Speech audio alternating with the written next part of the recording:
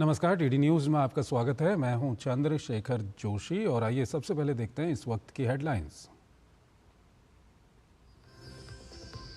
भारत दौरे पर पहुंचे कतर के अमीर का गर्मजोशी से स्वागत। प्रधानमंत्री ने एयरपोर्ट पहुंचकर किया शेख तमीम बिन हमद अल सानी का अभिनंदन। मंगलवार को हैदराबाद हाउस में द्विपक्षीय बैठक।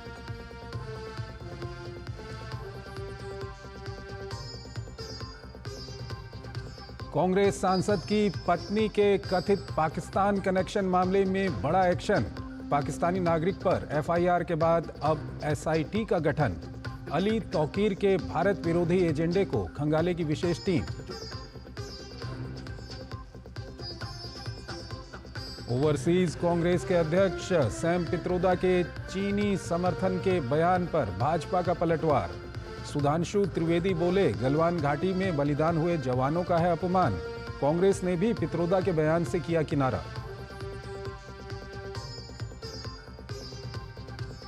दिल्ली में 20 फरवरी के दिन होगा नई सरकार का गठन। मुख्यमंत्री के चेहरे को लेकर अभी भी सस्पेंस बरकरार। कार्यवाहक मुख्यमंत्री आतिशी ने ली चुटकी, कहा 10 तारीख को शपथ ग्रहण की थी उम्मीद। भाजपा ने किया पलटवार।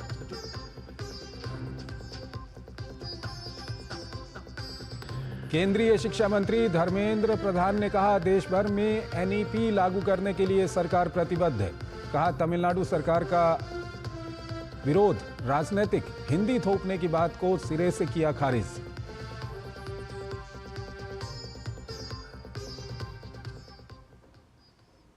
और आइए सबसे पहले बात करते हैं दिव्य भव्य महाकुंभ की।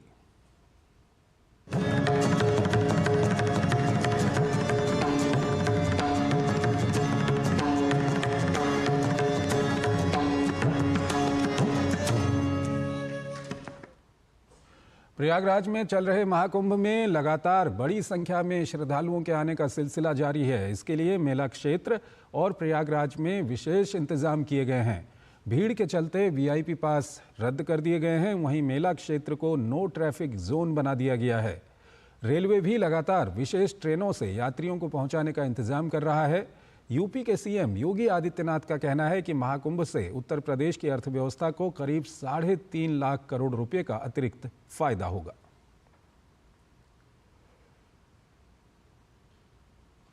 जल में योग का प्रयोग संगम तट पर। जी हां, महाकुंभ क्षेत्र में श्रद्धालु त्रिवेणी में स्नान का पुण्य ही अर्जित नहीं कर रहे, बल्कि योग के विभिन्न आयाम से भी परिचित हो रहे हैं। योगी कमलेश्वर जी एक ऐसे ही योगाचार्य हैं जो महाकुंभ में बच्चों को योग प्रशिक्षण देकर निरोग रहने की प्रेरणा दे रहे हैं। योगी कमलेश्वर इन बच्चों और युवाओं को योग के जरिए नशा मुक्त जीवन का प्रशिक्षण दे रहे हैं। इनके योग प्रशिक्षण और जल में शीर्षासन को समझा हमारे सहयोगी आशुतोष शुक्ल ने। सनातन धर्म में आस्था के विविध रूप हैं। इन आस्था में केवल संगम में स्नान ही नहीं है, बल्कि मोक्ष प्राप्ति या जीवन को शुद्धता के साथ जीने के लिए विभिन्न प्रकार के आयाम हैं। वो नागा पंथ है, अघोर पंथ है, तमाम तरह के इसमें शैव वैष्णव। लेकिन वर्तमान समय में जिस तरह से योग का प्रचलन हुआ है शरीर को निरोगी रखने के लिए, उस योग का यहाँ पर आप प्रयोग देख सकते हैं। किस तरह से संगम तट पर लोगों को योग के विविध आयाम जो है सिखाए जा रहे हैं, खास तौर पर उन बच्चों को जो आगे की पीढ़ी का भविष्य है, देश का भविष्य है, जो अस्पताल और दवाओं से मुक्त होकर के योग में विश्वास रखते हैं। और निस्संदेह यह योग जो है लोगों को निरोगी बनाता है। हमारे साथ यहाँ पर शीर्षासन की मुद्रा में है योगी कमलेश्वर जी। हम इनसे बात करेंगे, जानेंगे कि यह योग का कौन सा रूप है और योग के किन रूपों का ये प्रयोग करते हैं। कमलेश्वर जी महाराज, योग को लेकर के क्या आप इन बच्चों को सिखा रहे हैं, किस तरह से योग करते हैं, क्या कुछ है बताएंगे? देखिए सर, योग आज के समय में सभी की आवश्यकता है। योगा चित्तवृत्ति निरोधा, चित्त की वृत्तियों को समूल तरीके से नष्ट कर देना, उसे योग कहते हैं। आजकल की युवा पीढ़ी नशे की ओर जा रही है। हम ये चाहते हैं कि हम महादेव के भक्त हैं, योगी हमारे गुरुदेव ने हमें नाम दिया है। हम छोटे छोटे बच्चों से लेकर युवाओं तक, बड़े बुजुर्गों तक योग का संदेश देंगे, ताकि वो नशे से न जुड़कर योग का नशे से जुड़ जाए। योग का नशा उनके ऊपर इतना चढ़ जाए कि वे योगमय जीवन जिए। प्रथम योगी कहा गया है भगवान शंकर को। शंकर की जटाओं से गंगा निकलती हैं और वही गंगा आज मोक्षदायिनी होकर के संपूर्ण भारत, संपूर्ण दुनिया को संदेश दे रही है। दिनेश कुमार सिंह के साथ आशुतोष शुक्ला, डीडी न्यूज, प्रयागराज। और हमारे साथ जुड़ रहे हैं आशुतोष महाकुंभ से, उनसे हम बातचीत करेंगे। आशुतोष, अभी इस वक्त जब हम आपसे बातचीत कर रहे हैं, वहाँ पर क्या कुछ माहौल है और कितने लोग वहाँ पर आ चुके हैं, और अभी इस वक्त पे क्या कुछ आप दिखा सकते हैं हमारे दर्शकों को? देखिए चंद्रशेखर, इस वक्त हम संगम के दूसरे तट पर हैं और अगर हम कहें तो संपूर्ण प्रयागराज की जितनी सड़कें हैं वो लगता है कि संपूर्ण सड़कें सिमट करके संगम तट की ओर आ रही हैं। विभिन्न प्रकार के भाषाई लोग, विभिन्न प्रकार के विभिन्न प्रदेशों से आने वाले लोग, विभिन्न साधनों से आने वाले लोग निश्चित रूप से इस दिव्य और भव्य कुंभ को विहंगम दृश्य दे रहे हैं और भारत की जो अनेकता में एकता का जो एक कहा जाता है, उसका एक अद्भुत और अविस्मरणीय यहाँ पर दृश्य दिखाई देता है। अगर हम कहें तो शनिवार और रविवार को जिस तरीके से यहाँ पर श्रद्धालुओं की भीड़ उमड़ी, उसमें 1,35,00,000 श्रद्धालुओं ने कल से लेकर आज शाम 8 बजे तक संगम तट पर या संगम गंगा के किनारे गंगा में आस्था की डुबकी लगाई है। और अगर हम आज शाम तक कहें तो शाम तक जो है 54,31,00,000 श्रद्धालुओं ने अब तक इन 40 दिनों में आस्था की डुबकी लगाई है। मुख्यमंत्री योगी आदित्यनाथ ने भी अपील की है, प्रशासन भी लगातार यह अपील कर रहा है कि केवल संगम नोज ही नहीं बल्कि 20 किलोमीटर में गंगा के बनाए गए तट, जो विभिन्न तट हैं स्नान के लिए, वहीं श्रद्धालु जो है स्नान कर लें जहां पर वो उनके लिए निकटवर्ती है, जिससे कि भीड़ का दबाव जो है वो केवल संगम नोज पर ना आ सके। इसके अलावा प्रशासन ने इस आने वाली भीड़ को नियंत्रित करने के लिए विभिन्न तरह के उपाय किए हैं। वरिष्ठ अधिकारी लगातार इस पर जो है निगाह बनाए हैं। खुद मुख्यमंत्री योगी आदित्यनाथ इस संपूर्ण क्रिया को, संपूर्ण प्रशासनिक व्यवस्था को पर की निगरानी कर रहे हैं और नित्य प्रतिदिन जो है उनके लिए जिस तरह से भीड़ आती है उस तरह से यहाँ पर उनको समायोजित करने के लिए नियम बनाए जाते हैं।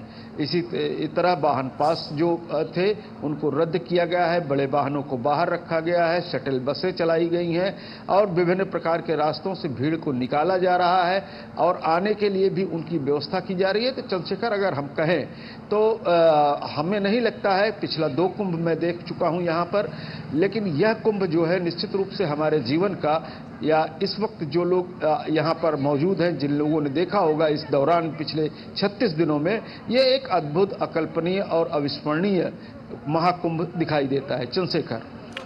आशुतोष, हम ये भी जानना चाहेंगे कि जो लोग अभी हमको देख रहे हैं और महाकुंभ आना चाहते हैं, उनके लिए क्या कुछ जानकारी आप देना चाहेंगे? अभी कितने दिन और बचे हैं और किस तरह से वो लोग वहाँ पर आएँ, क्या कुछ आप कहना चाहेंगे? देखिए, वैसे तो 26 फरवरी तक इस कुंभ को माना गया था। महाशिवरात्रि के दिन इसका समापन था।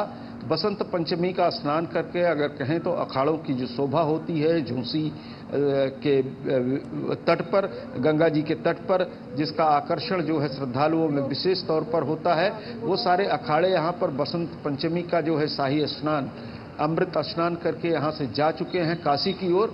और जैसे कि उनकी मान्यता है, काशी जा करके वो वहाँ पर होली के दिन जो है भगवान शंकर से होली खेल करके तभी अपने अपने स्थान, अपने अपने गंतव्य की ओर जाते हैं। तो निश्चित रूप से अभी ये 26 तारीख तक चलने वाला, जिस तरह से श्रद्धालुओं की आस्था यहाँ संगम तट पर बहती चली आ रही है, उसको देखते हुए प्रशासन ने 5 मार्च तक जो है इसको बढ़ाया है कि 5 मार्च तक जो है प्रशासनिक व्यवस्थाएं श्रद्धालुओं के लिए पूर्ववत रहेंगी, जिस तरह से अभी की जा रही हैं। जो भी श्रद्धालु यहाँ पर आकर के स्नान करना चाहते हैं तो निश्चित रूप से वो 5 मार्च तक यहाँ पर आ सकते हैं। प्रशासन उनका पूरा सहयोग करेगा, उनके सुरक्षित स्नान और सुरक्षित वापसी की जो है व्यवस्था करेगा। चंद्रशेखर।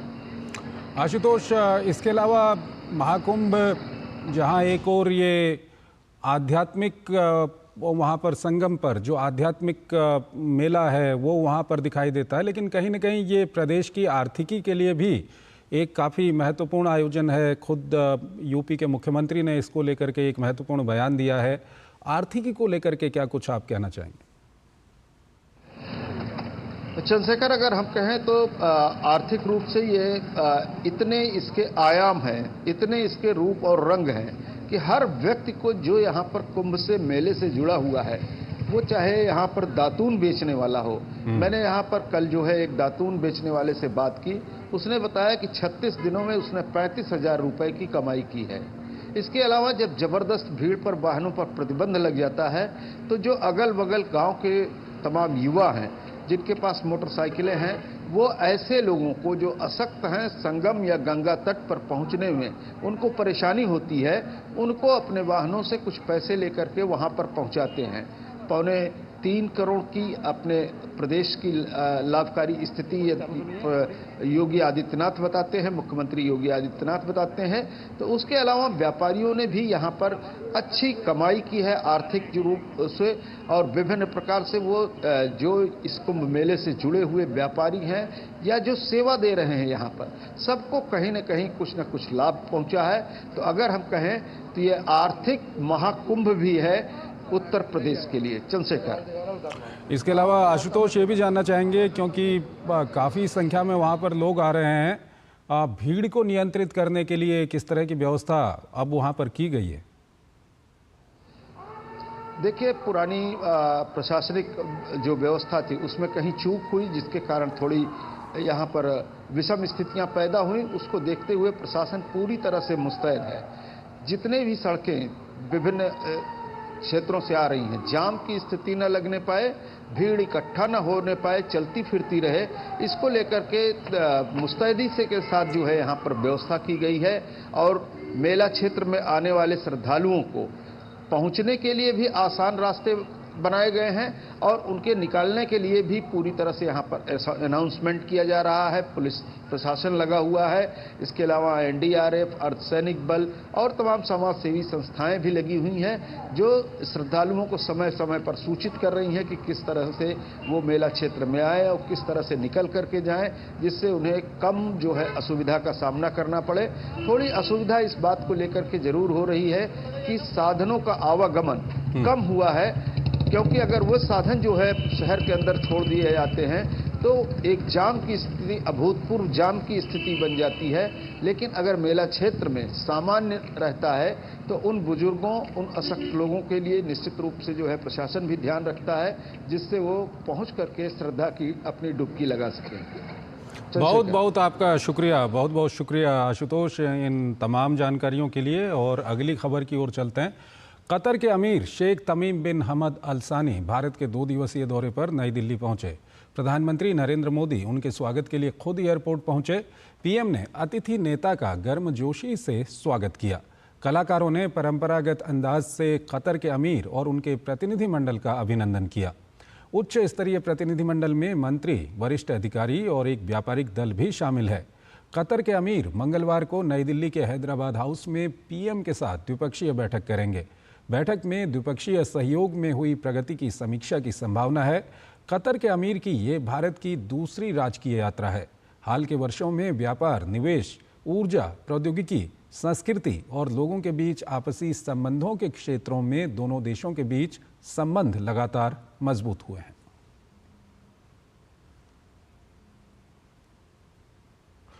वहीं विदेश मंत्री डॉक्टर एस जयशंकर ने कतर के अमीर शेख तमीम बिन हमद अल सानी से नई दिल्ली में मुलाकात की।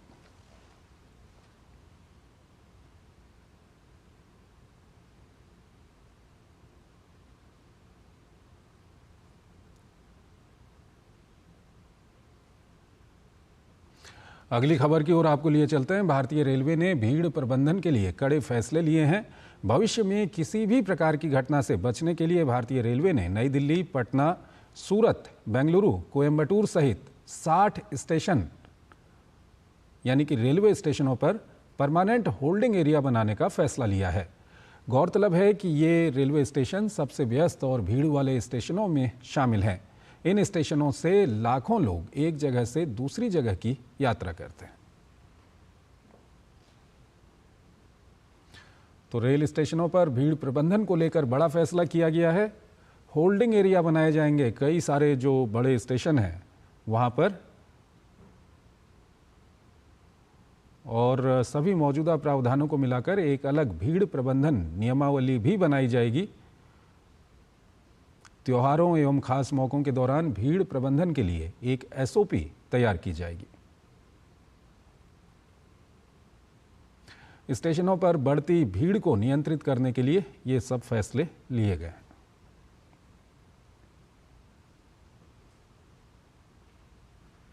और जो मौजूदा भीड़ प्रबंधन मानदंड मजबूत एवं प्रभावी हैं, लेकिन ये रेलवे के विभिन्न परिपत्रों और संचार में दर्ज हैं, जिन्हें नियमावली के रूप में एक स्थान पर लाने से बहुत मदद मिलेगी।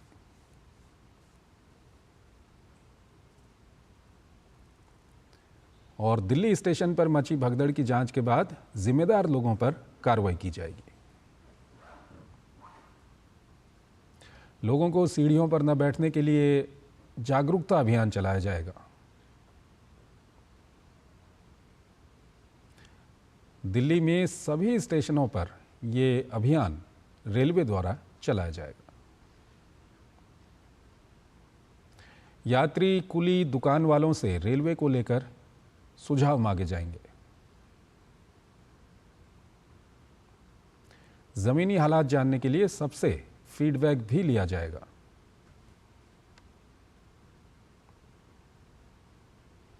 यात्री सुविधा रेलवे के लिए सर्वोपरि है, ये रेलवे की ओर से बताया गया।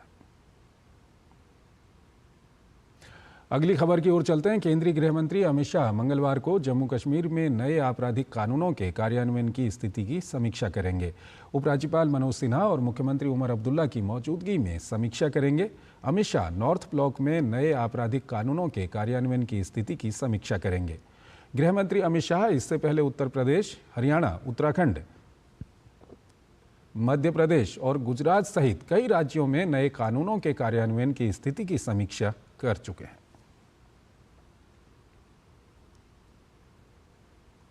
केंद्रीय ग्रामीण विकास एवं कृषि मंत्री शिवराज सिंह चौहान कल मध्य प्रदेश के रायसेन में 26 राज्यों और 3 केंद्र शासित प्रदेशों के 152 शहरी स्थानीय निकायों में शहरी बस्तियों के राष्ट्रीय भू स्थानिक ज्ञान आधारित भूमि सर्वेक्षण यानी कि नक्शे का उद्घाटन करेंगे। भारत सरकार के ग्रामीण विकास मंत्रालय के भूमि संसाधन विभाग ने इस पायलट कार्यक्रम की शुरुआत की है। इस अवसर पर केंद्रीय ग्रामीण विकास एवं संचार राज्य मंत्री डॉक्टर चंद्रशेखर पेम्पासानी, मध्य प्रदेश के मुख्यमंत्री डॉक्टर मोहन यादव के अलावा कई वरिष्ठ नेता और अधिकारी भी मौजूद रहेंगे। नक्शा कार्यक्रम का उद्देश्य शहरी क्षेत्रों में भूमि रिकॉर्ड बनाना और उन्हें अपडेट करना है, जिससे भूमि स्वामित्व का सटीक और विश्वसनीय दस्तावेजीकरण सुनिश्चित किया जा सके। ये पहल नागरिकों को सशक्त बनाने के अलावा उनके जीवन को आसान बनाएगी, साथ ही शहरी नियोजन को बढ़ाएगी और भूमि संबंधी विवादों को भी कम करेगी। संपत्ति रिकॉर्ड प्रशासन के लिए आईटी आधारित प्रणाली पारदर्शिता को बढ़ावा देने के साथ सतत विकास में भी सहयोग करेगी। नक्शा पायलट कार्यक्रम की लागत लगभग 194 करोड़ रुपए होने की उम्मीद है, जिसे पूरी तरह से भारत सरकार द्वारा वित्त पोषित किया जाएगा।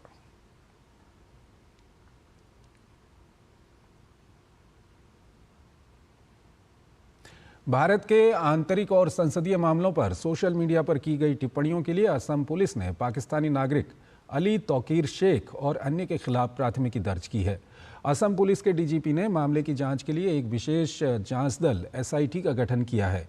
कांग्रेस सांसद गौरव गोगोई की ब्रिटिश मूल की पत्नी एलिजाबेथ कोलबर्न के साथ शेख के घनिष्ठ संबंध होने के आरोप हैं।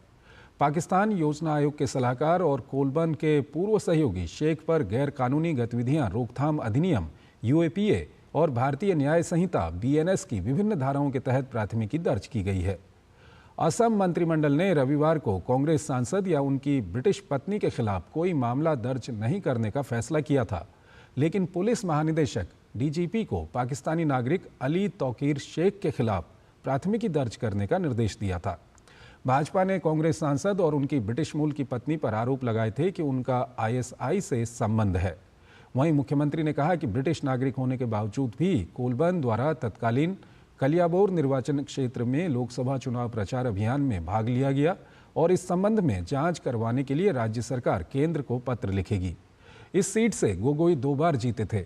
असम और भारत में शेख के नेटवर्क की जांच की जा सकती है। देश में स्थित उन व्यक्तियों, संगठनों और सहयोगियों की जांच की जा सकती है जिन्होंने भारत के खिलाफ उसके कार्यों में सहायता की। जांच के लिए केंद्र की एजेंसियों और विभागों से सहायता प्राप्त की जा सकती है। वहीं असम भाजपा ने कांग्रेस सांसद गौरव गोगोई की ब्रिटिश मूल की पत्नी एलिजाबेथ कोलबर्न के साथ पाकिस्तानी नागरिक अली तौकीर शेख के संबंधों को लेकर जवाब मांगा है। भाजपा ने गौरव गोगोई से पूछा है कि आपकी पत्नी एलिजाबेथ कोलबर्न ने शादी के 12 साल बाद भी भारतीय नागरिकता हासिल करने से इनकार क्यों कर दिया है। आपके बच्चे माया और कबीर यात्रा के लिए किस पासपोर्ट का उपयोग करते हैं, भारतीय या ब्रिटिश? क्या एलिजाबेथ कभी पाकिस्तानी सरकार के किसी अधिकारी से मिली हैं? यदि हाँ, तो क्या आप ऐसी बातचीत के बारे में विवरण प्रकट करेंगे? क्या एलिजाबेथ ने सीनेटर टॉम उडाल के सहयोगी के रूप में काम करते हुए पाकिस्तान के पक्ष में नीतियां बनाने में कोई भूमिका निभाई? क्या एलिजाबेथ जॉर्ज सोरोस से जुड़े किसी व्यक्ति या संगठन के संपर्क में रही हैं? क्या आप ऐसी जानकारी जनता के सामने प्रकट करेंगे? पाकिस्तान में रहते हुए क्या एलिजाबेथ भारत के खिलाफ गतिविधियों में शामिल किसी व्यक्ति या समूह से मिली? भारत के लिए अपनी वीज़ा आवेदन प्रक्रिया के दौरान क्या एलिजाबेथ ने पाकिस्तानी संगठनों के साथ किसी जुड़ाव का खुलासा किया? क्या एलिजाबेथ के बहनोई का ईसाई संगठनों से कोई संबंध है और क्या ऐसे संगठन ने किसी भी तरह से आपकी सहायता की है? क्या आप पाकिस्तान उच्चायोग के साथ अपनी बैठक का पूरा विवरण प्रकट करेंगे? क्या आपने पाकिस्तान उच्चायोग के साथ अपनी मुलाकात के बारे में भारत सरकार या कांग्रेस पार्टी को सूचित किया? पाकिस्तान उच्चायोग से मुलाकात के बाद भारतीय सेना को लेकर संसद में सवाल उठाने के पीछे आपकी असल मंशा क्या थी? क्या आपके एनजीओ फॉर्म टू फूड को जॉर्ज सोरोस या किसी ईसाई संगठन से कोई वित्तीय सहायता मिली है? भाजपा ने कहा कि जनता इन सवालों के स्पष्ट जवाब चाहती है।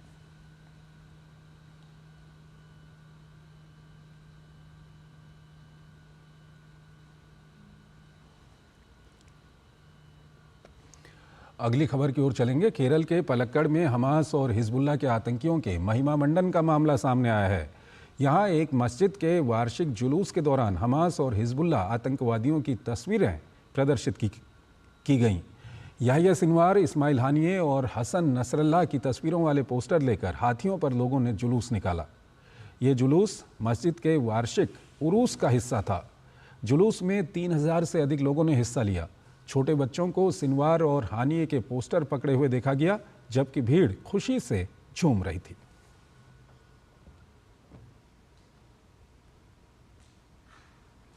मस्जिद के जुलूस में हमास व हिजबुल्लाह आतंकवादियों के पोस्टर प्रदर्शित करने को लेकर केरल भाजपा अध्यक्ष के सुरेंद्रन ने आरोप लगाया कि राज्य में राष्ट्र विरोधी तत्व और कट्टरपंथी समूह काम कर रहे हैं।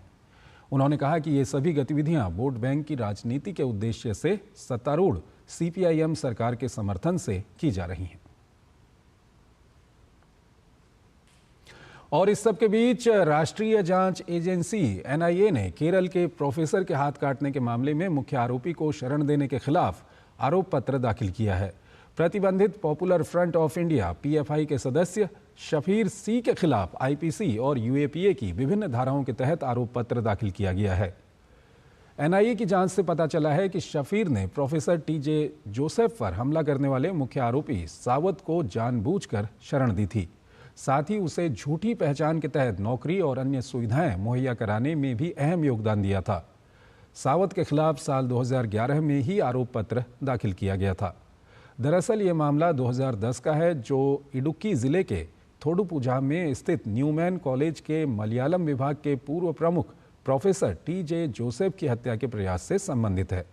प्रोफेसर पर एर्नाकुलम जिले के मुवत्तुपुझा में पीएफआई कार्यकर्ताओं के एक समूह ने हमला किया था, क्योंकि उन्होंने बीकॉम की परीक्षा के लिए तैयार किए गए मलयालम प्रश्न पत्र में पैगंबर मोहम्मद का कथित तौर पर मजाक उड़ाया था।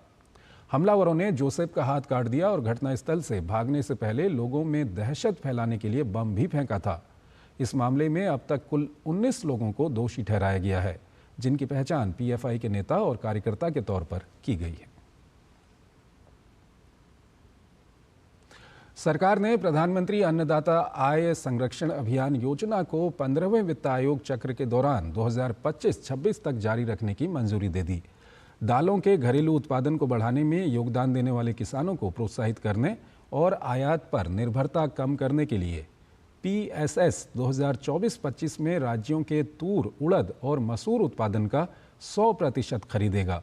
साथ ही सरकार देश में दालों में आत्मनिर्भरता हासिल करने के लिए अगले 4 वर्षों तक राज्यों के तूर, उड़द और मसूर उत्पादन का 100% खरीदेगी। केंद्रीय मंत्री शिवराज सिंह चौहान ने खरीफ 2024-25 सीजन के लिए मूल्य समर्थन योजना के तहत 9 राज्यों में तूर खरीद को मंजूरी दी। आंध्र प्रदेश, कर्नाटक, महाराष्ट्र और तेलंगाना में 0.15 LMT तूर की खरीद से 12,006 किसान लाभान्वित हुए हैं। साथ ही केंद्र ने नाफेड और NCCEF के माध्यम से किसानों से तूर की 100% खरीद का आश्वासन दिया है।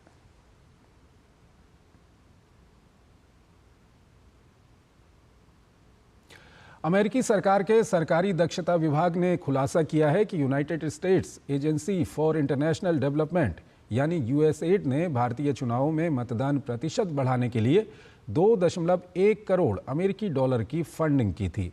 प्रधानमंत्री के आर्थिक सलाहकार परिषद के सदस्य और प्रसिद्ध अर्थशास्त्री संजीव सान्याल ने कहा है कि इस बात की जांच होनी चाहिए कि ये राशि किसको और क्यों दी गई और जिसे दी गई उन्होंने इस राशि का क्या किया।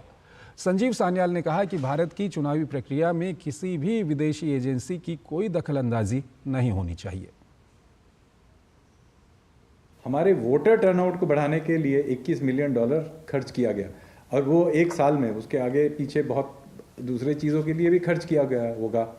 अब ये पैसा किसको दिया गया, क्यों दिया गया, ये सब हमें इस पे भी हमें आंकड़े चाहिए, किसको और जिनको दिया गया उन लोगों ने क्या किया। एक विदेशी कोई एक एजेंसी हमारे देश में, हमारे इलेक्शन में किसी भी तरीके का दखलंदाजी करे कि मैं नहीं करता कि इस पार्टी को, उस पार्टी को, किसी के साथ भी उनका इसमें उनका क्या लेना देना है। तो पहली बात यह है कि ये पहले से ही अलाउड नहीं होना चाहिए। दूसरी बात है कि अगर किया भी है तो $21 मिलियन खर्च तो किया लोगों ने ना, हम तो कह रहे हैं, खुद ही कह रहे हैं। तो फिर बताइए कि किस चीज़ पे खर्च किया, आप इसको चोरी छिपे क्यों बता रहे हैं। मुंबई में MSME के लिए पारस्परिक ऋण गारंटी योजना के शुभारंभ के मौके पर वित्तीय सेवा विभाग के सचिव M नागराजू ने कहा कि सरकार जमा बीमा की सीमा को 5 लाख रुपए से बढ़ाने पर विचार कर रही है। न्यू इंडिया कोऑपरेटिव बैंक का कथित घोटाला सामने आने के कुछ दिन बाद नागराजू ने कहा कि इस तरह के प्रस्ताव पर काम जारी है। वित्त मंत्री निर्मला सीतारमण की मौजूदगी में संवाददाता सम्मेलन में उन्होंने कहा कि मुद्दा बीमा सीमा बढ़ाने का है, इस पर सक्रियता से विचार किया जा रहा है। The internal governmental consultations we have almost completed, and then we will take the next course of action. Now, along with this, there are also other rules that govern how the investments will be made and the profits will be repatriated if there is FDI. That actually is including the management of the companies where the FDI investment is higher. That also will be part of the proposed amendment bills we are bringing to the parliament. So once the parliament approves, those rules also will be notified, so that there is everything, all the reform that we intend to do in the insurance sector to improve the penetration as well as insurance density will be done through these reforms that we are contemplating and announced by the Honorable Finance Minister. Bihar के जमुई में दो पक्षों के बीच झड़प के बाद तनाव का माहौल बना हुआ है। झाझा प्रखंड के बलियाडीह गांव स्थित शिव मंदिर परिसर के हनुमान मंदिर में पूजा पाठ करके प्रसाद वितरण कर लौट रहे श्रद्धालुओं पर रविवार देर शाम असामाजिक तत्वों ने पथराव किया। इसमें आधा दर्जन से अधिक लोग जख्मी हुए थे। उपद्रवियों ने कई वाहनों को क्षतिग्रस्त कर दिया। मामले की संवेदनशीलता को देखते हुए क्षेत्र में बड़ी संख्या में पुलिस बलों की तैनाती की गई है। पुलिस ने 41 आरोपियों के खिलाफ केस दर्ज किया है। पुलिस ने 8 लोगों को गिरफ्तार भी किया है। एहतियातन इंटरनेट सेवा 18 फरवरी तक बंद कर दी गई है।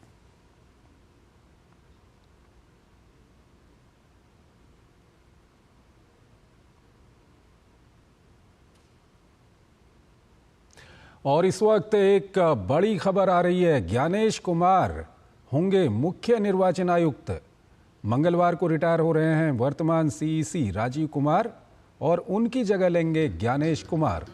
तो ज्ञानेश कुमार देश के नए मुख्य चुनाव आयुक्त होंगे। इस वक्त की ये बड़ी खबर है।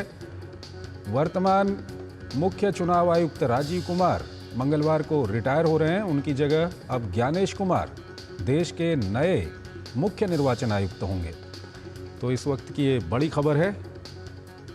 सुधाकर दास हमारे साथ जुड़ रहे हैं। सुधाकर, क्या कुछ अपडेट है आपके पास? जी देखिए, आपको पता है कि नया कानून अभी मुख्य निर्वाचन आयुक्त के चयन को लेकर बना था और उस नए कानून के तहत हाल ही में बैठक हुई थी प्रधानमंत्री की अध्यक्षता में। जो मुख्य निर्वाचन आयुक्त के चयन के लिए जो पैनल बना है और उसमें उसकी सिफारिश के राष्ट्रपति महोदय को भेजी गई थी और राष्ट्रपति ने उस सिफारिश के आधार पर ज्ञानेश कुमार को, जो सेवानिवृत्त आईएएस अधिकारी हैं, लेकिन साथ ही साथ इस वक्त वो जो एक चुनाव आयुक्त भी हैं, मुख्य चुनाव आयुक्त के अलावा दो लोग जो चुनाव आयोग में होते हैं उसमें से एक प्रमुख ज्ञानेश कुमार हैं, उनको राष्ट्रपति ने 19 फरवरी से देश का मुख्य निर्वाचन आयुक्त नियुक्त किया है। तो ये एक बड़ी खबर है। इसके लिए जो जो कानून मंत्रालय है उसकी तरफ से अधिसूचना भी जारी कर दी गई है। लेकिन चंद्रशेखर एक बहुत अहम पद है और एक बहुत ही आप कह सकते हैं जो इनका बहुत अच्छा एडमिनिस्ट्रेटिव अनुभव है। पिछले साल उनको चुनाव आयुक्त के तौर पर पद ग्रहण कराया गया था। सरकार ने उनको चुनाव आयुक्त बनाया था और उसके बाद से उनकी एक बड़ी नियुक्ति की गई है, जो कि अभी निवर्तमान जो चुनाव आयुक्त है, मुख्य चुनाव आयुक्त राजीव कुमार, वो कल यानी मंगलवार को रिटायर हो रहे हैं और परसों से यानी 19 फरवरी से ज्ञानेश कुमार उनकी जगह अब देश के मुख्य निर्वाचन आयुक्त बनेंगे। और उनका एक बहुत लंबा एक्सपीरियंस रहा है। अगर आप देखेंगे तो केरल कैडर के आईएएस अधिकारी रहे, 1988 बैच के। चुनाव आयुक्त बनने से पहले वो पार्लियामेंट्री अफेयर्स मिनिस्ट्री और मिनिस्ट्री ऑफ कॉर्पोरेशन, जानते हैं कि एक नया मंत्रालय बना है और बहुत ज्यादा फोकस मोदी सरकार का इस मंत्रालय पर है। इन दोनों के सचिव के तौर पर वो काम कर चुके हैं। चाहे राम जन्मभूमि की स्थापना में जो मंदिर, एक भव्य मंदिर का निर्माण हुआ है, उसकी बात हो या फिर जम्मू कश्मीर में आर्टिकल 370 के रिवोकेशन की बात हो, उसको हटाने की बात हो, तो बहुत अहम कार्य जो होते हैं बीते दिनों जो देश में हुए हैं, उसमें एक प्रशासनिक रूप से एक बहुत अहम भूमिका उनकी रही है। तो बहुत लंबा एक्सपीरियंस। चुनाव आयुक्त के तौर पर भी बीता लोकसभा चुनाव हमने देखा, उसके बाद कई राज्यों के विधानसभा हुए, तो बड़ी भूमिका उनकी रही है और उन तमाम योग्यताओं को ध्यान में रखते हुए, उनके एक्सपीरियंस को ध्यान में रखते हुए सरकार की सिफारिश पर राष्ट्रपति ने उनको देश का मुख्य निर्वाचन आयुक्त नियुक्त किया है। बिल्कुल सुधाकर, हमारे साथ बने रहिए। तो दर्शकों को बता दें कि इस वक्त की बड़ी खबर है, ज्ञानेश कुमार देश के नए मुख्य चुनाव आयुक्त होंगे। विवेक जोशी को चुनाव आयुक्त बनाया गया है और राष्ट्रपति ने इसकी मंजूरी दे दी है। नियुक्ति की घोषणा कर दी गई है। साथ ही साथ अधिसूचना भी यहाँ पर जारी कर दी गई है। ये अधिसूचना भी हम आपको दिखा रहे हैं। तो ज्ञानेश कुमार नए मुख्य चुनाव आयुक्त होंगे देश के और वो राजीव कुमार का स्थान लेंगे जो मंगलवार को रिटायर हो रहे हैं। तो ज्ञानेश कुमार देश के नए मुख्य चुनाव आयुक्त होंगे। हमारे संवाददाता सुधाकर हमारे साथ बने हुए हैं। सुधाकर, किस तरह से ये फैसला लिया गया, कौन सी बैठक हुई और कैसे ये फैसला लिया गया? देखिए, चुनाव मुख्य निर्वाचन आयुक्त के चयन को लेकर हालिया तौर पे जो कानून में संशोधन हुए थे उसके आधार पर प्रधानमंत्री की अध्यक्षता में कमेटी है, जिसमें प्रधानमंत्री के अलावा गृह मंत्री हैं और इसके अलावा जो लीडर ऑफ ऑपोजिशन है उसमें शामिल होते हैं। और उसकी बैठक में जो एक पैनल होता है, नामों का एक पैनल, वो प्रस्तुत किया जाता है और उस बैठक में ज्ञानेश कुमार को मुख्य निर्वाचन आयुक्त बनाने का फैसला किया गया था। इस सिफारिश को राष्ट्रपति के पास भेजा गया था, जिसके बाद राष्ट्रपति ने इसके लिए मंजूरी दी है। जो मुख्य निर्वाचन आयुक्त और अन्य निर्वाचन आयुक्तों की नियुक्ति, सेवा और की शर्तें हो या कार्यालय की अवधि अधिनियम, ये 2023 का अधिनियम है, इसके खंड 4 में ये राष्ट्रपति को ये शक्तियां प्राप्त है। उसके अंतर्गत राष्ट्रपति द्रौपदी मुर्मू ने ज्ञानेश कुमार को देश का मुख्य निर्वाचन आयुक्त नियुक्त किया है और ये बुधवार से यानी 19 फरवरी से ये प्रभावी होगा जब वो पदभार अपना ग्रहण करेंगे। चंद्रशेखर। सुधाकर, साथ ही साथ विवेक जोशी को निर्वाचन आयुक्त बनाया गया है, इस सिलसिले में क्या कुछ जानकारी है आपके पास? जी, मीडिया रिपोर्ट से ये जानकारी सामने आ रही है, लेकिन थोड़ा सा मुझे लगता है कि इसके लिए ऑफिशियल नोटिफिकेशन का जैसे अभी तक मैं कम से कम मुझे इंतजार है, लेकिन इस सूत्रों के हवाले से जरूर ये भी खबर आ रही है। शुक्रिया, बहुत बहुत शुक्रिया आपका सुधाकर। इन तमाम सुधाकर, आप बने हुए हैं हमारे साथ? जी, मैं बना हुआ। बिल्कुल सुधाकर, आप हमारे साथ बने रहिए। हम दर्शकों की जानकारी के लिए बड़ी खबर दे दें, ज्ञानेश कुमार देश के नए मुख्य चुनाव आयुक्त होंगे और राष्ट्रपति ने इसकी मंजूरी दे दी है। अधिसूचना भी यहाँ पर जारी हो गई है। ज्ञानेश कुमार राजीव कुमार का स्थान लेंगे और अभी तक ज्ञानेश कुमार निर्वाचन आयुक्त थे और अब वो देश के नए मुख्य निर्वाचन आयुक्त होंगे। यानी कि सुधाकर, जो खबरें हमारे पास आ रही हैं उसके अनुसार 19 तारीख के बाद देश के नए मुख्य निर्वाचन आयुक्त होंगे ज्ञानेश कुमार और साथ ही साथ सुखबीर सिंह संधू और विवेक जोशी ये निर्वाचन आयुक्त रहेंगे। सुधाकर जी बिल्कुल, देखिए, और मैं थोड़ा सा ज्ञानेश कुमार के बारे में और भी देश के सामने ये जानकारी सामने लाऊंगा। ये IIT कानपुर से इंजीनियरिंग ग्रेजुएट हैं, बीटेक हैं। मैं आपको बता दूं चंद्रशेखर, इसके अलावा उन्होंने हार्वर्ड से भी इकोनॉमिक्स में PG की पोस्ट ग्रेजुएशन किया है। ये CFA है, चार्टर्ड फाइनेंशियल एनालिस्ट जो होते हैं, तो उसका भी उन्होंने कोर्स किया है। तो एक बहुत लंबा एक्सपीरियंस, तो हमने बात की 2 मंत्रालयों में वो सचिव के तौर पर अपनी भूमिका निभा चुके हैं। एक लंबा अनुभव उनका केंद्रीय गृह मंत्रालय में एडिशनल सेक्रेटरी के तौर पर, उससे पहले जॉइंट सेक्रेटरी के तौर पर रहा है। जॉइंट सेक्रेटरी डिफेंस प्रोडक्शन रह चुके हैं। केरल में भी उन्होंने कई अहम मंत्रालयों की जिम्मेदारी संभाली है। तो बहुत महत्वपूर्ण है, कह सकते हैं, उनका जो एक पूरा अनुभव रहा है। हम जानते हैं पिछले साल सुखबीर संधू को चुनाव आयुक्त बनाया गया था। उनके साथ विवेक जोशी का भी अपना एक लंबा प्रशासनिक अनुभव रहा है। वो देश की जो जनगणना से जुड़ी हुई इकाई है उससे जुड़े हुए रहे हैं। इसके अलावा गृह मंत्रालय में भी विवेक जोशी का एक लंबा अनुभव रहा है। तो एक प्रशासनिक अनुभव वाले जो तमाम ऐसे लोग हैं, मुझे लगता है कि उनको जगह मिली है। और चुनाव आयोग, हम जानते हैं कि दुनिया का एक सबसे बड़ा लोकतंत्र का पर्व किस तरह से बीते साल हमने देखा जब देश में चुनाव हुआ था लोकसभा का, कितने सौहार्दपूर्ण माहौल में सुविधाजनक तरीके से और रिकॉर्ड वोटिंग के साथ संपन्न हुआ था। तो इस सब के पीछे ज्ञानेश हो या सुखबीर हो, इन तमाम लोगों का बड़ा योगदान रहा है। तो निश्चित तौर पर एक फुल इलेक्शन कमीशन के तौर पर अब जो आने वाले समय में बिहार जैसे कई राज्यों में चुनाव है तो उसमें अहम भूमिका होने वाली है। और जरूर ज्ञानेश कुमार का एक जो अच्छा लंबा अनुभव प्रशासन में उनका रहा और प्रशासन से इतर भी जो डिफरेंट असाइनमेंट उनको मिले हैं तो उसमें जो उनका अनुभव रहा है। और बीते लोकसभा चुनाव के बाद जो करीब आधा दर्जन राज्यों में जो चुनाव हुए हैं उसमें जो वो काफी काम आने वाला है देश के। जी। सुधाकर, ये जो चुनाव आयुक्त की नियुक्ति के लिए जो नया नियम बनाया गया था उसके तहत ये क्या पहली नियुक्ति होगी? जी बिल्कुल, ये कह सकते हैं मुख्य चुनाव आयुक्त की नियुक्ति के लिए जो कानून बना था उस कमेटी की ये एक तरह से पहली बैठक थी और उसमें ये बड़ा फैसला हुआ है।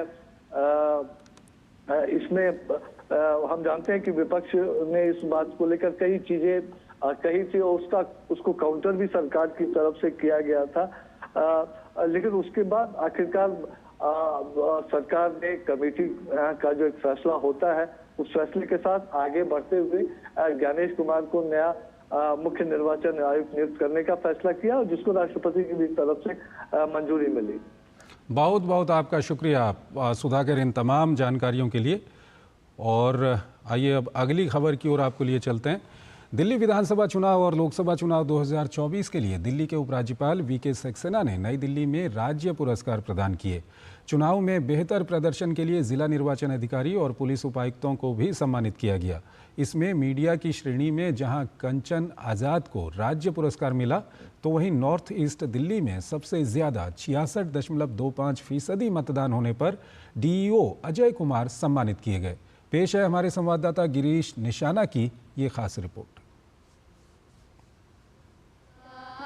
लोकसभा चुनाव 2024 और दिल्ली विधानसभा चुनाव 2025 में सफल रूप से चुनाव कराने और बेहतर प्रदर्शन करने वाले कर्मियों को नई दिल्ली कन्वेंशन सेंटर में दिल्ली के उपराज्यपाल विनय कुमार सक्सेना ने सम्मानित किया।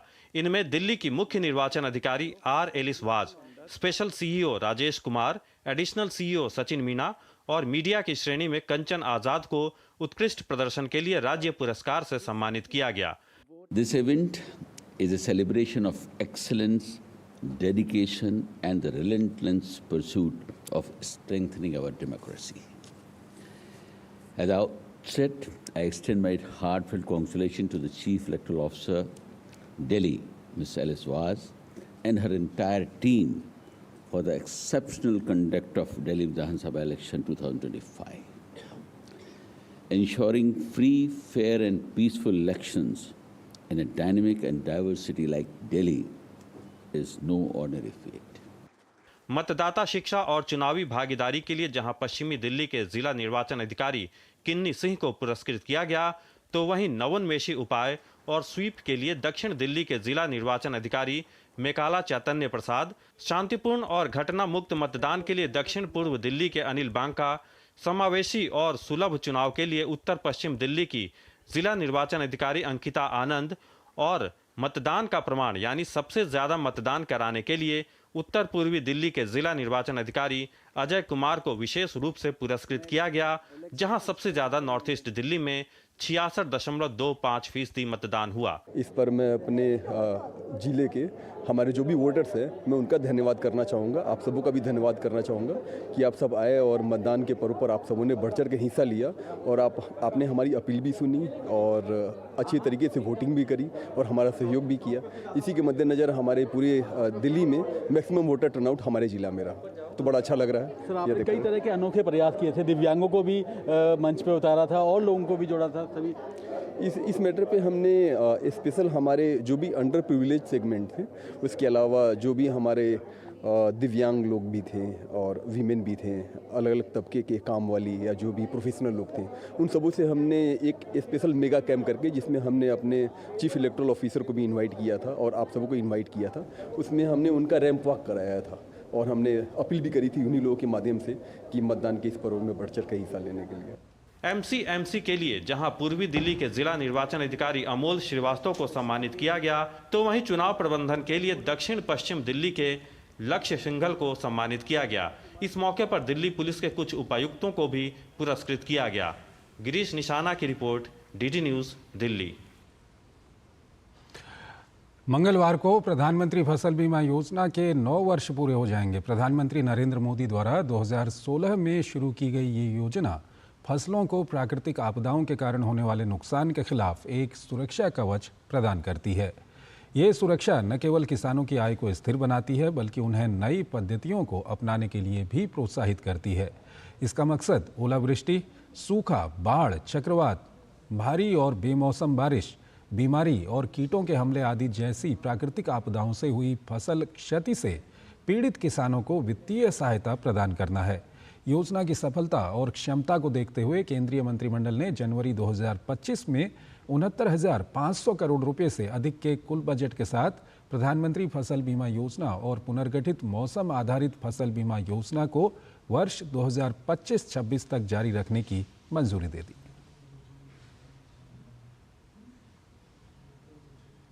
नई दिल्ली के भारत मंडपम में भारत टैक्स 2025 का आयोजन किया गया।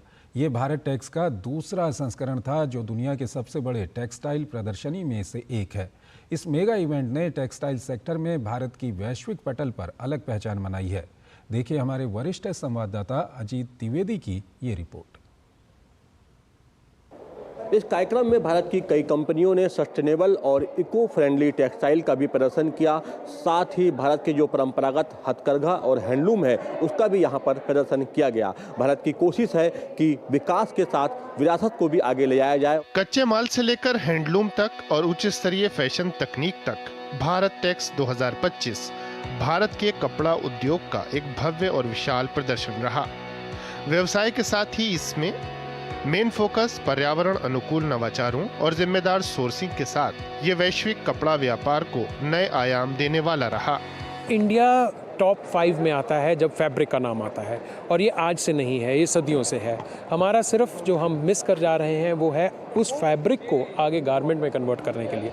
5000 से अधिक प्रदर्शकों और 120 से अधिक देशों की भागीदारी के साथ भारत टेक्स 2025 विचारों और व्यापार का मिश्रण रहा। 12 कपड़ा निर्यात संवर्धन परिषदों के एक संघ द्वारा आयोजित और कपड़ा मंत्रालय द्वारा समर्थित इस कार्यक्रम में फाइबर उत्पादन से लेकर फैशन, घरेलू साज सज्जा और अत्याधुनिक वस्त्र निर्माण तकनीक तक के दर्शन हुए। सबसे बड़ा इम्पोर्टेंस इसमें यह है कि एक जो फैशन वाला गारमेंट वाला है उसके सप्लायर भी यहाँ पे हैं, उसके बायर भी यहाँ पे हैं। This is the most important phenomena of this Bharat Tex. तो ये पूरा टेक्सटाइल का एक इकोसिस्टम सारा एक छत के नीचे है, which is the best thing ever can happen. प्रधानमंत्री नरेंद्र मोदी ने भी भारत टेक्स 2025 में शिरकत की। इस अवसर पर प्रधानमंत्री ने वहां आयोजित एक प्रदर्शनी का अवलोकन भी किया। प्रधानमंत्री ने भारत टेक्स 2025 को संबोधित करते हुए कहा कि भारत ने पिछले दशक में कपड़ा उद्योग में तेजी से विकास किया है। इसको दोगुनी गति से आगे ले जाना है। पिछले वर्ष भारत के टेक्सटाइल और एपरल एक्सपोर्ट्स में 7% की बढ़ोतरी हुई है। आज हम दुनिया के छठे सबसे बड़े टेक्सटाइल और एपरल्स एक्सपोर्टर है। हमारा टेक्सटाइल निर्यात 3 लाख करोड़ रुपए तक पहुंच चुका है। अब हमारा लक्ष्य है 2030 तक हम इसे 9 लाख करोड़ रुपए तक लेकर जाएंगे। Resilient global value chains and textile sustainability रखी गई थी। 70 सम्मेलन सत्रों, सीईओ राउंड टेबल्स और B2B बैठकों के साथ यहाँ भारत के कपड़ा उद्योग को वैश्विक स्तर पर एक नई पहचान मिली है। हमें काफ़ी अच्छा रिस्पांस रहा है। लास्ट ईयर्स के दौरान हमने जो कंट्रीज़ के मेहमान और बायर्स को इनवाइट किया था, उससे ये बार हमने कई और नए देशों से भी मेहमानों को और बायरों को इनवाइट किया और वो लोग आए। भारत टेक्स प्लेटफॉर्म कपड़ा उद्योग का सबसे बड़ा आयोजन है। भारत टेक्स 2025 में कच्चे माल से लेकर तैयार उत्पादों तक की संपूर्ण वस्त्र मूल्य श्रृंखला को एक साथ एक ही मंच पर लाया गया, जिससे भारतीय कपड़ा उद्योग को एक नई पहचान तो मिली ही, साथ ही इस क्षेत्र में विकास की नई संभावनाएं भी पैदा हुई हैं। 4 दिन तक चले टेक्सटाइल सेक्टर के इस महाकुंभ में दुनिया ने भारत की टेक्सटाइल सेक्टर में बढ़ती हुई ग्रोथ और टेक्निक को काफ़ी करीब से देखा है। यहाँ पर कई सेशन हुए जिसमें कि B2B मीटिंग और कई सत्र आयोजित किए जिसमें कि तमाम टेक्सटाइल सेक्टर के दिग्गज एक साथ शामिल हुए। कई कंपनियों के सीईओ ने यहाँ पर बैठकें की और कई बिजनेस डील्स भी यहाँ पर हुई। उम्मीद है कि टेक्सटाइल सेक्टर में भारत आने वाले समय में सिरमौर बनेगा। कैमरामैन प्रवीण के साथ अजीत द्विवेदी, DD न्यूज, दिल्ली। जयपुर के JECC में मध्य, पश्चिम एवं उत्तरी क्षेत्रों का संयुक्त क्षेत्रीय राजभाषा सम्मेलन आयोजित किया गया। सम्मेलन में केंद्रीय गृह राज्य मंत्री नित्यानंद राय और मुख्यमंत्री भजनलाल शर्मा मुख्य अतिथि के रूप में मौजूद रहे। कार्यक्रम के दौरान हिंदी भाषा के प्रचार प्रसार के क्षेत्र में उत्कृष्ट कार्य करने वाले विभिन्न सरकारी कार्यालयों को सम्मानित किया गया। कार्यक्रम को संबोधित करते हुए केंद्रीय गृह राज्य मंत्री नित्यानंद राय ने कहा कि हिंदी भाषा को बढ़ावा देने में राजभाषा महत्वपूर्ण भूमिका निभा रही है। में स्थित केंद्र सरकार के विभिन्न विभागों एवं कार्यालयों आदि में राजभाषा संबंधी प्रावधानों का अनुपालन सुनिश्चित करने तथा सरकारी कामकाज में हिंदी का उपयोग को बढ़ावा देने में राजभाषा विभाग अहम भूमिका निभाता रहा है। राजभाषा सम्मेलनों के आयोजनों से राजभाषा की प्रगति हेतु एक औपचारिक मंच उपलब्ध होता है तथा सरकारी कामकाज में राजभाषा हिंदी के उपयोग को प्रोत्साहन और प्रयोग के लिए किए गए विभिन्न कार्यक्रमों से हम हिंदी के प्रचार प्रसार को हम प्रसारित करते हैं। खेल राज्य मंत्री रक्षा खड़से ने Maharashtra e sports open championship 2025 का उद्घाटन किया।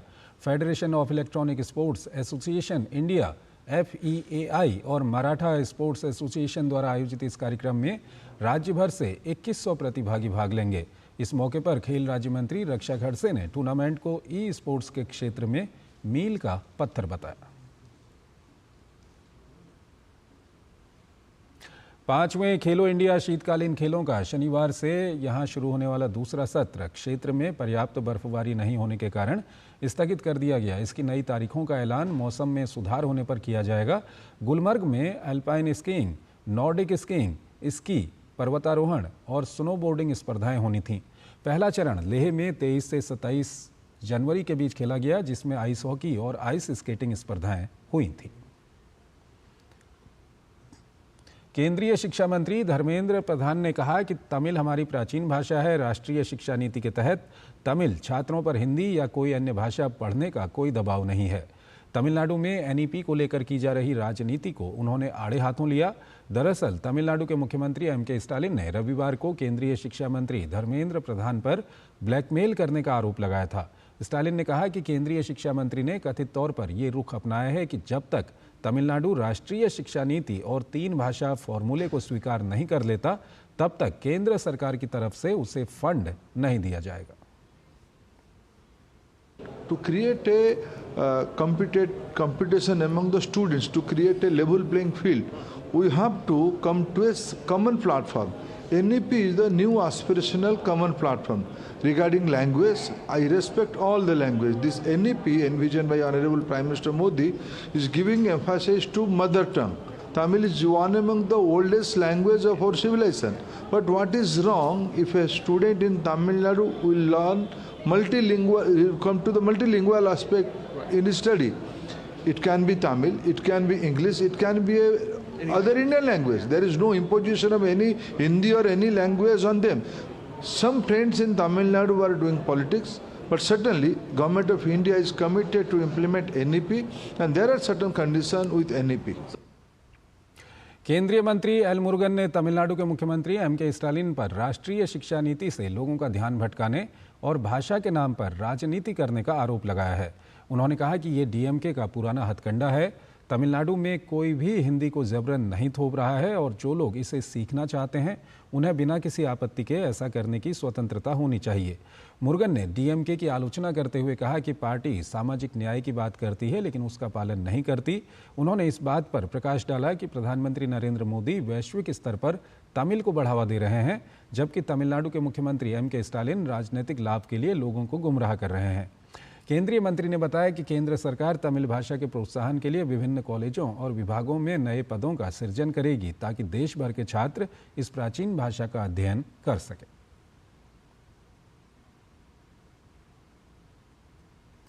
तो इस बुलेटिन में फिलहाल इतना ही। आप बने रहिए DD न्यूज़ के साथ। नमस्कार।